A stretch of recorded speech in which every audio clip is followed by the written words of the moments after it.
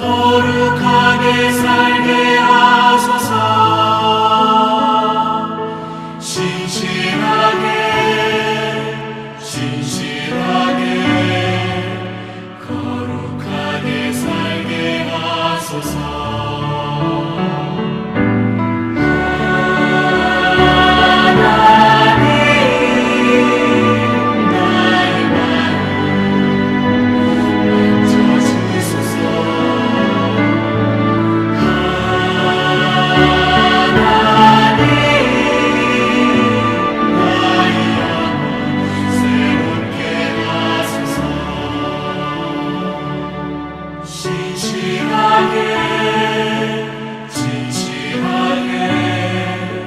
거룩하게 살게 하소서.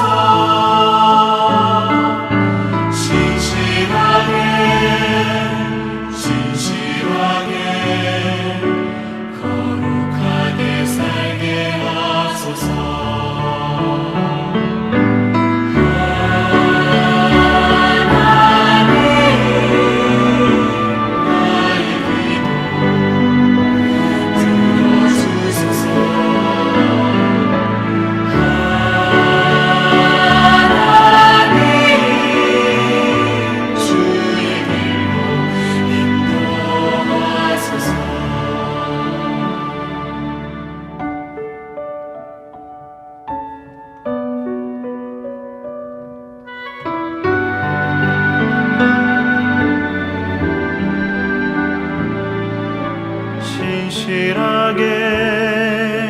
진실하게 거룩하게 살게 하소서.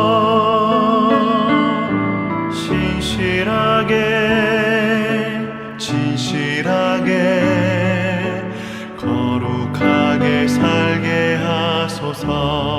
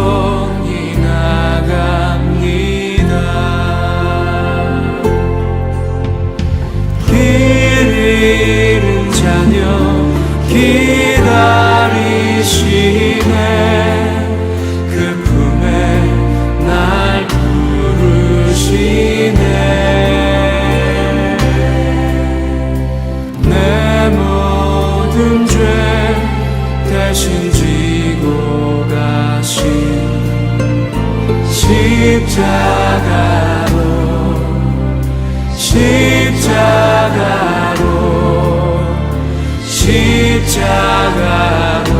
갑니다.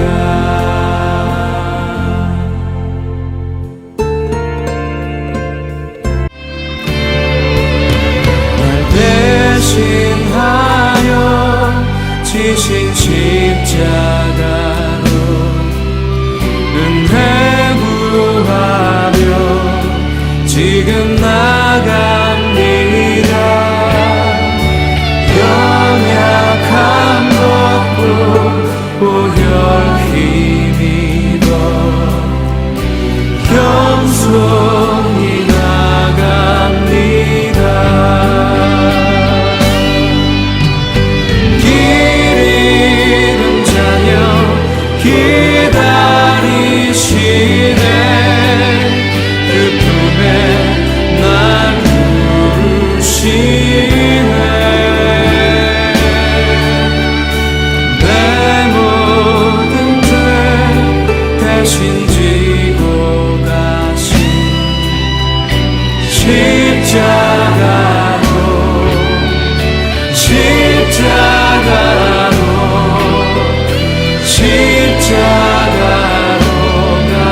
갑니다. 십자가로 갑니다.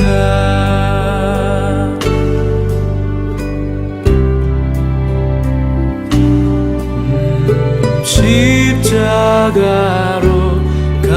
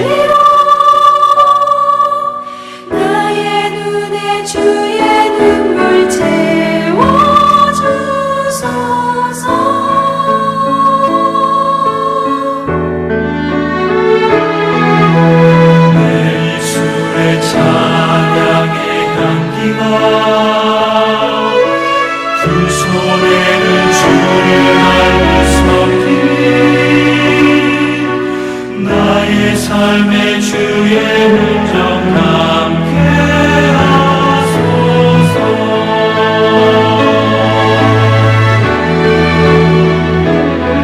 하나님의 사랑이 영원히 함께하리. 십자가의 길을 걷는 자에게, 숨겨져의 삶을 사는 이에게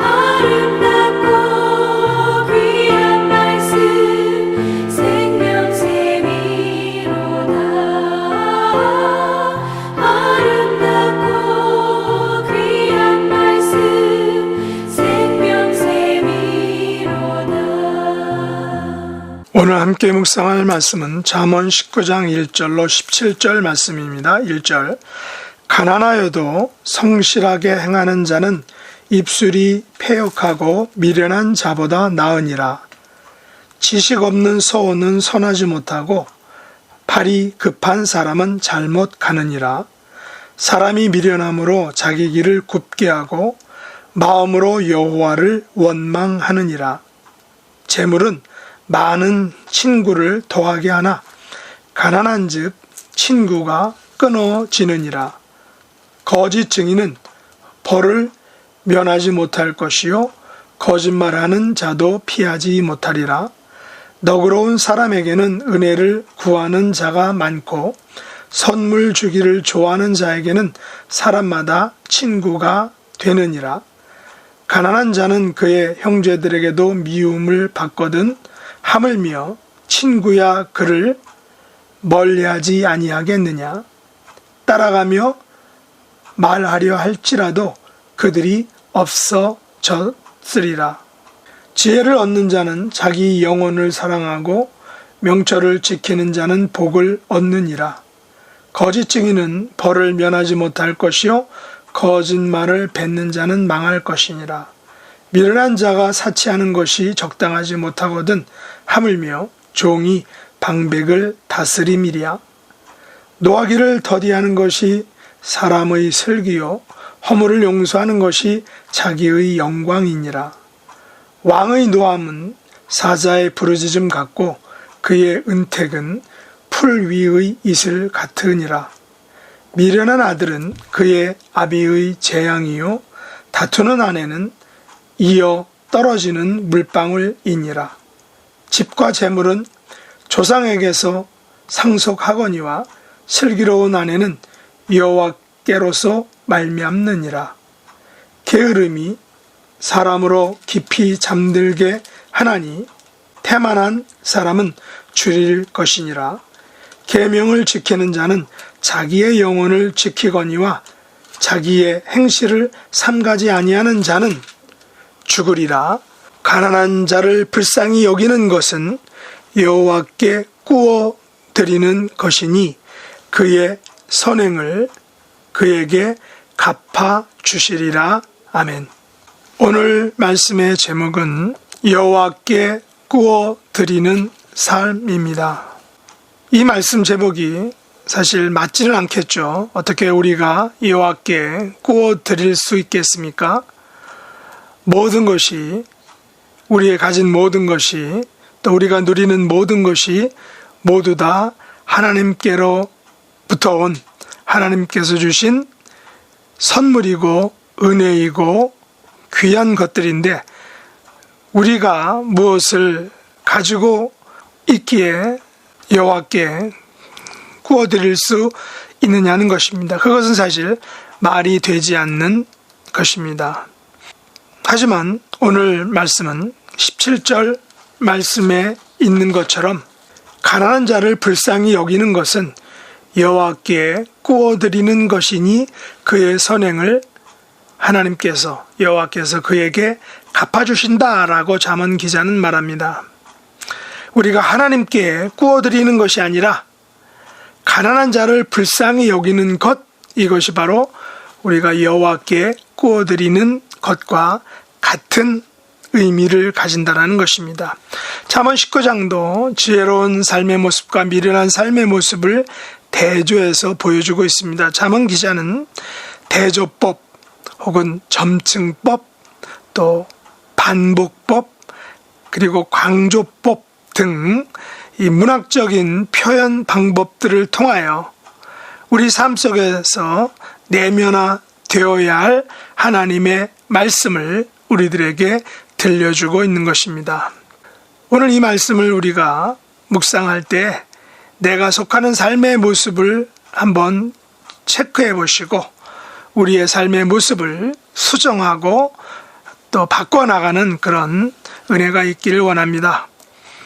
1절에 보면 비교법이죠.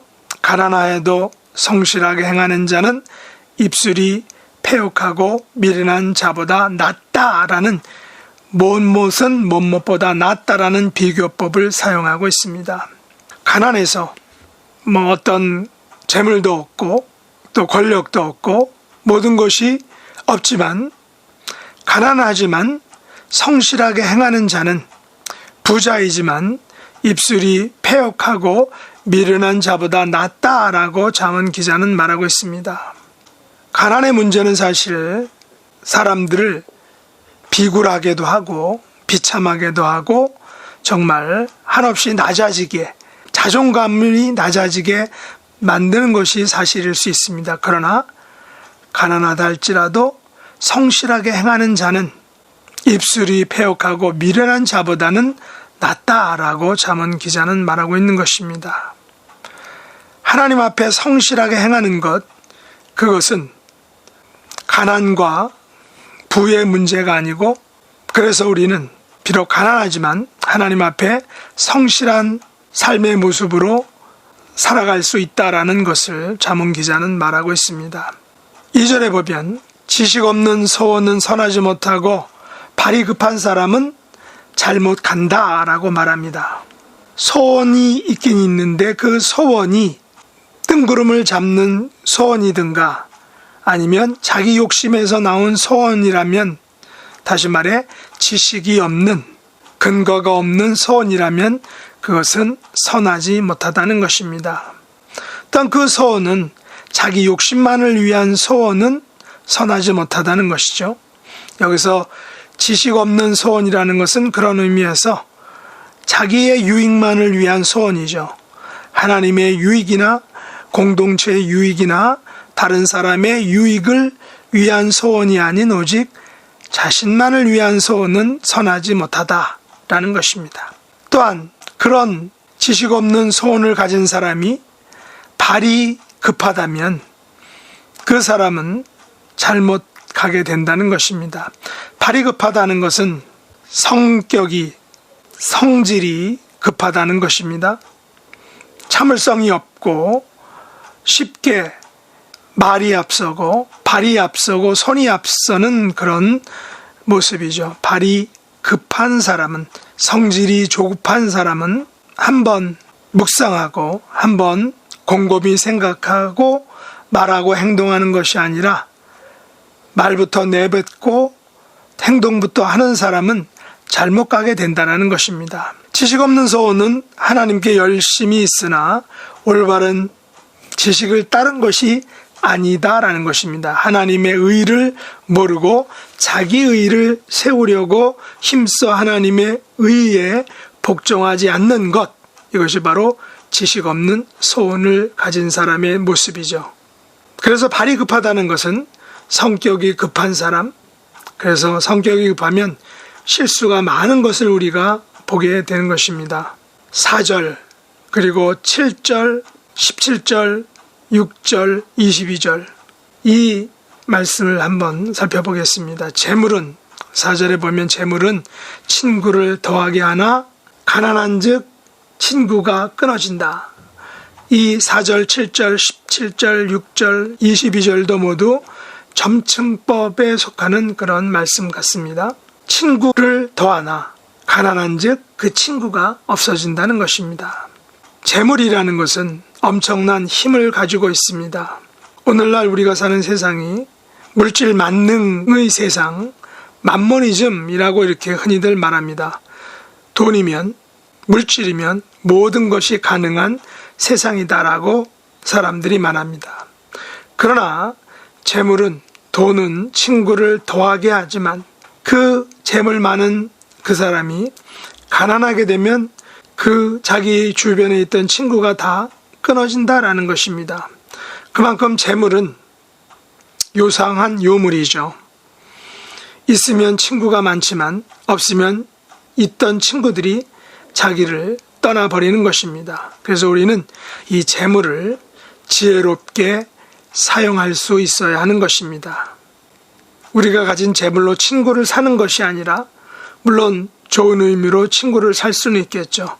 그러나 재물보다는 친구 관계에 있어서 재물이 아닌 정말 우정과 사랑이 함께하는 그런 친구 관계가 더 중요하다는 것을 알려주고 있습니다.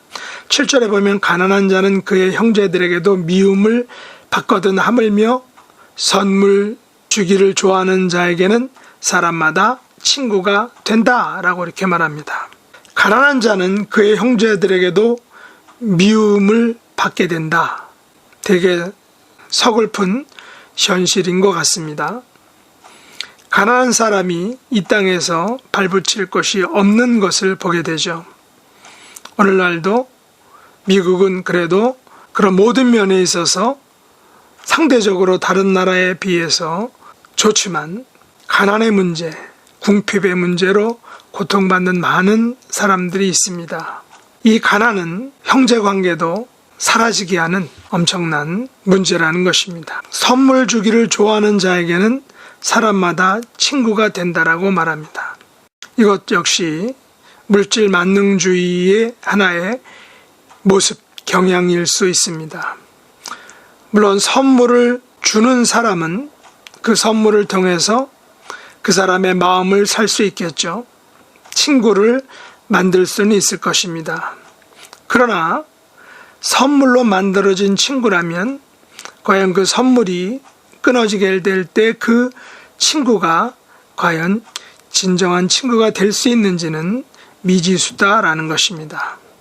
그래서 지혜자는 선물과 재물과 가난과 친구의 관계에 대해서 우리에게 교훈하고 있습니다. 재물은, 선물은 친구를 더해주는 것은 사실입니다. 그러나 가난한 자는 친구가 끊어지고 형제에게도 미움을 받는다는 것입니다. 그러나 여기서 가난한 자는 단지 재물이 없는 가난한 자뿐만이 아니라 재물을 쓸 줄 모르는 것도 포함해야 한다라고 생각합니다. 재물이 아무리 많은 사람이라 할지라도 그것을 정말 귀하게 또 옳게 좋은 친구를 만드는데 남을 이롭게 하는데 그 재물을 사용할 수 없다면, 사용하지 못한다면 그 사람 역시 많은 것을 가지고 있지만 가난한 사람일 것입니다. 빈곤한 사람일 것입니다. 넉넉한 마음을 가지지 못한, 정말 물질은 많으나 마음이 텅 빈 불부라고 이야기들을 합니다. 재물을 쓸 줄 모르는 것, 그 사람 역시 더 가난한 사람일 것입니다. 오늘 그래서 17절은 가난한 자를 불쌍히 여기는 것은 여호와께 꾸이는 것이다. 여호와께 꾸어드리는 것이다 라고 말합니다. 왜냐하면 하나님께서는 가난한 자를 불쌍히 여기는 사람의 선행을 그대로 갚아주시는 하나님이기 때문에 그렇습니다. 그래서 성경은 이런 너그러움, 영어에서는 generosity라고 하는데 그 이 너그러움에 대해서 이렇게 말합니다. 가난한 자를 불쌍히 여기는 너그러움, generosity는 하나님께서 반드시 보상해 주신다, 갚아 주신다라는 사실입니다. 심지어 너그러움은 낭비나 소멸이 아니라 천국 창고에 차곡차곡 쌓는 것과 같다라는 것입니다. 그래서인지 기독교적인 백그라운드를 가지고 있는 이 미국 사회는 이 너그러움, 제너러서티를 잘 실천하고 있는 것 같습니다. 이런 지역사회에 보면 발런티어들이 많습니다. 학교에서도 발런티어들이 많고 또 YMCA나 그 외에 커뮤니티에서, 특별히 교회에서도 발런티어들이 미국에는 많이 있는데 그 발런티어 사회인 것을 우리가 보게 됩니다. 선행과 구제는 결코 낭비나 손해가 아니다라는 것입니다.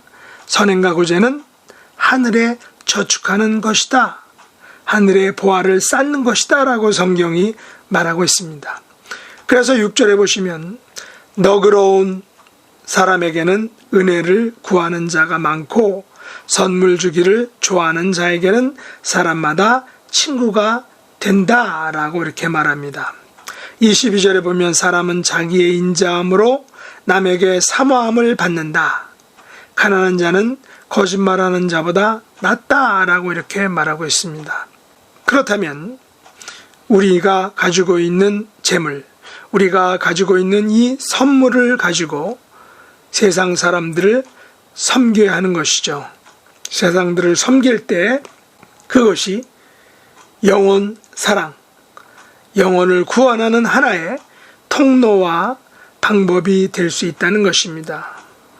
한국에 기독교가 전파될 때 많은 선교사님들이 병원을 짓고 학교를 짓고 하면서 많은 선한 일들을, 많은 재물들을 한국 사회와 그 지역 사회를 위해서 많이 투자를 했습니다. 그 투자를 통해서 그들은 간접적으로 복음을 듣게 되었고, 그래서 많은 사람들이 그리스도를, 예수님을 영접해서 교회가 활성화될 수 있었던 것입니다. 물론 오늘날 우리가 살고 있는 이 시대에는 세상 사람들이 너무나도 잘 살기 때문에 이제는 어떤 선물을 통해서, 재물을 통해서 그들을 구원하는 것은 어려울 수 있습니다.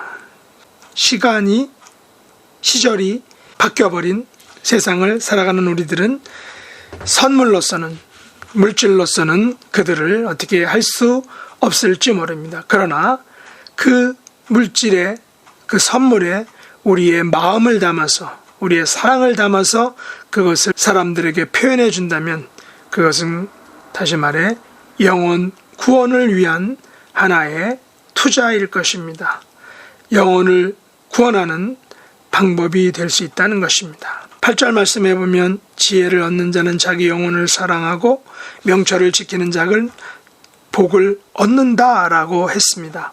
20절에서 이것을 얻는 방법을 말하고 있는데, 너는 공고를 들으며 훈계를 받으라, 그리하면 내가 필경은 지혜롭게 되리라 라고 말합니다. 자기 영혼을 사랑하는 방법은 지혜이신 예수님을 얻어야 하는 것입니다. 복을 얻는 것은 물질과 명예와 권세가 아닌 명철이신, 지혜의 근본이신 예수님의 말씀을 지키는 것, 이것이 바로 복을 얻는 길이다 라고 말합니다.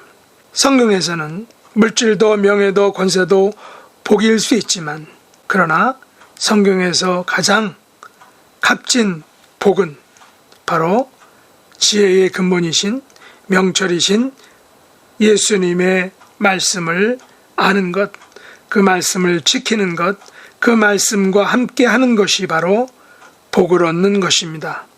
11절에는 여기도 반복법인데, 노하기를 더디하는 것이 사람의 슬기요 허물을 용서하는 것이 자기의 영광이다 라고 했습니다. 사람은 노하기를 쉽게 합니다.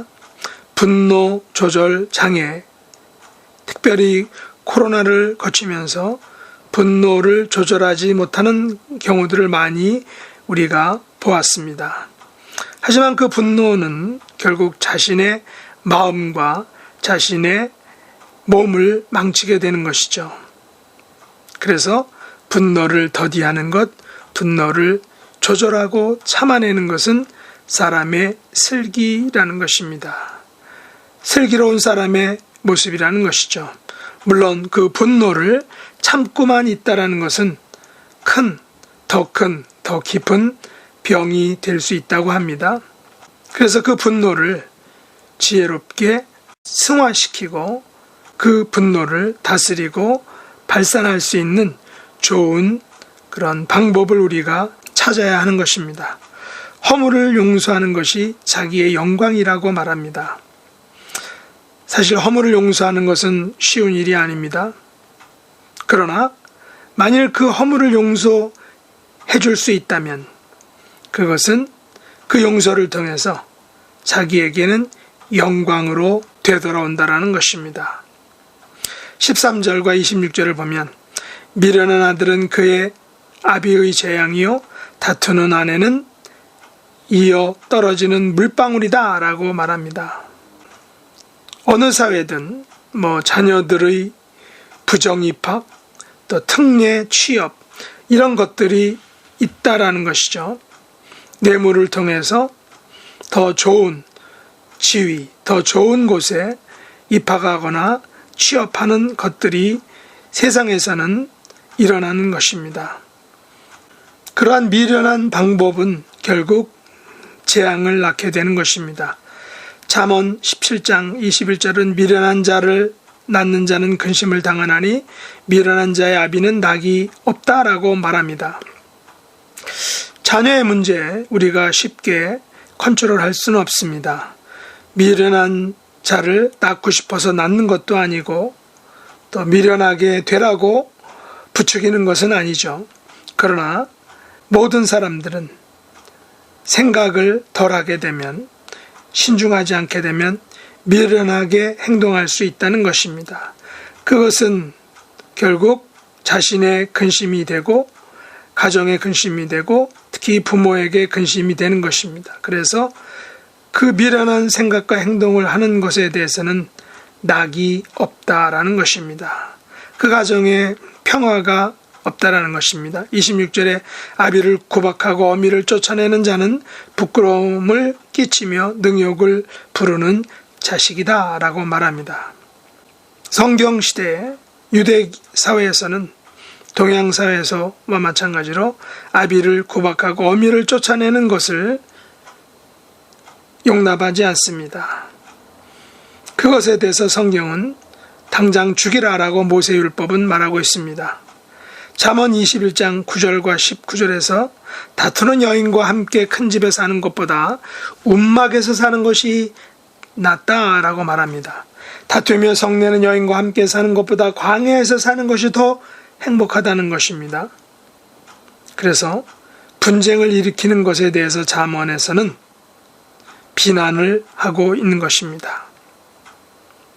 14절에 보시면 집과 재물은 조상에게서 상속하거니와 슬기로운 아내는 여호와께로부터 말미암느니라 라고 말했습니다. 어려운 문제라고 생각합니다. 집과 재물을 조상들로부터 상속받는 일도 쉬운 일은 아니죠. 요즘에 미국 사회도 캥거루 세대라고 해서 요즘에 미국 사회에서 젊은이들이 자기의 하우스, 자기의 집을 갖기가 매우 어렵다고 합니다. 그래서 절약을 하기 위해서 부모님의 집에 얹혀 살면서 자기가 살 집을 모으려고 하지만 그건 역시 만만치 않다라고 합니다. 하지만 그럼에도 불구하고 집과 재물은 조상으로부터 부모로부터 상속을 받을 수 있지만 슬기로운 아내는 부모가 상속해 주는 것이 아니다라는 것이죠. 오직 여호와께로부터 말미암는다라는 것입니다. 그래서 기독교에서는, 교회 학교에서는 배우자를 위해서 오래 전부터 일찍부터 기도하라라고 가르치고 있습니다. 왜냐하면 슬기로운 아내는 하나님께서 허락해 주시는 것이기 때문이다라는 것이죠. 우리는 상속이 가능한 것과 불가능한 것을 구별하는 지혜를 가져야 할 것입니다. 집과 재물은 상속을 받을 수 있지만 슬기로운 아내는 결코 상속을 받지 못한다는 것이죠. 잠언 12장 4절은 어진 여인은 그 아비의 면류관이나 욕을 끼치는 여인은 그 지아비의 뼈가 썩음 같게 한다라고 말합니다. 이것은 여인의 문제만도 아니고 여인과 또 남편의 둘 모두의 문제일 것이라고 생각합니다. 잠언 18장 22절은 아내를 얻는 자는 복을 얻고 여호와께 은총을 받은 자다라고 했는데 여기서 말하는 아내는 지혜로운 아내, 슬기로운 아내를 의미할 것입니다. 15절 게으름이 사람으로 깊이 잠들게 하나니 태반한 사람은 줄이게 된다라고 말합니다. 게으름과 태만함은 결국 우리의 삶을 무너뜨리게 된다는 것입니다. 말씀을 맺겠습니다. 하나님께서는 우리에게 많은 것들을 허락해 주셨습니다. 물질과 재물과 그 모든 것들을 허락해 주셨습니다. 그런 것들 우리는 지혜롭게 사용할 수 있어야 할 것입니다.